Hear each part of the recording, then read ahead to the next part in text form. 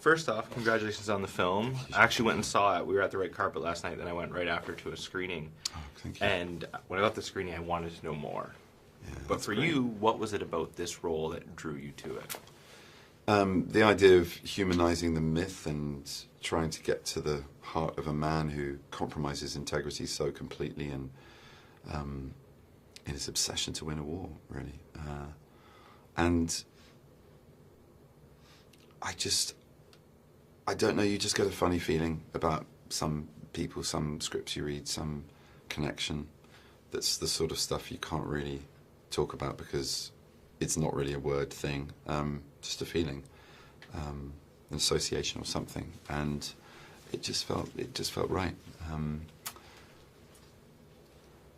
And I find his story very, very painful and very honest and lacking in vanity on many fronts, which appealed.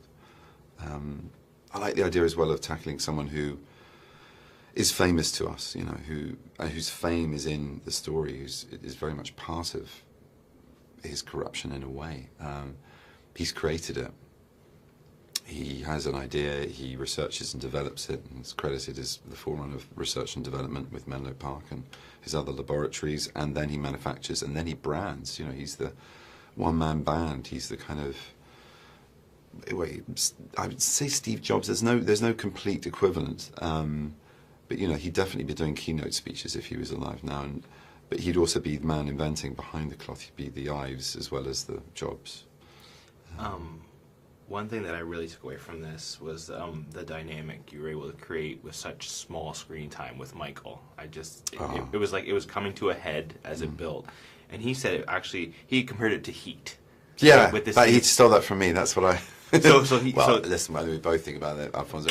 You can't help but think about it because you want to see those characters together. And our moments at the end, which obviously in the Michael Mann film it can't be because you need to see those guys meet because otherwise they'll just continually be protagonists, antagonists, and firing guns at each other. And in this war, there is a meeting before the end, which is, I love that. I love the fact that you see a man both seeing, well, you see in the case of Shanna's character of the extraordinary Westinghouse, how fame trumps him in that moment, that it's seen as being a leverage in a court where a cigar is lit by the judge when you're in the dock, that he makes a mockery of Bolt Cochran, I don't know who Bolt Cochran is, Bolt Cochran, the famous lawyer, by calling him out as to whose hired hand is he that day, which rich man has paid for this guy to defend a vegetable huckster who signed his confession with an X. It's a powerful moment, but then the real victory in a way is to see that fame consumes Edison. He's surrounded by people.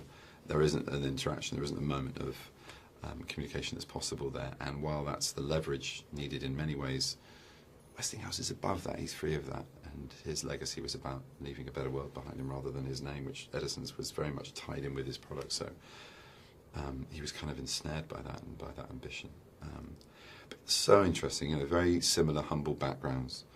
And you know, a troubled man, a boy who was profoundly deaf, worked on the railroads from the age of 12 onwards, and went through the telegraph system into, you know, selling stuff concession store wise into newspapers and then the telegraph, and then being a telegraph operator, very good one, perfecting that machine, and then everything he sort of went to, he didn't necessarily invent, but he progressed it. He took the thing apart and rebuilt it better, and just again and again and again doing that, and that was this thing of wanting to be part of that progress, that energy.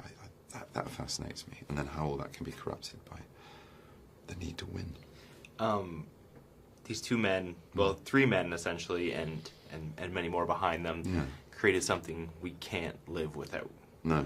Now, other than your cell phone, what can't you live without? Oh, you mean as in like as an invention? An invention.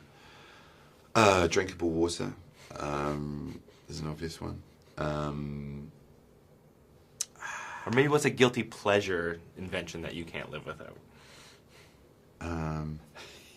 That's a really good question. What's my guilty pleasure?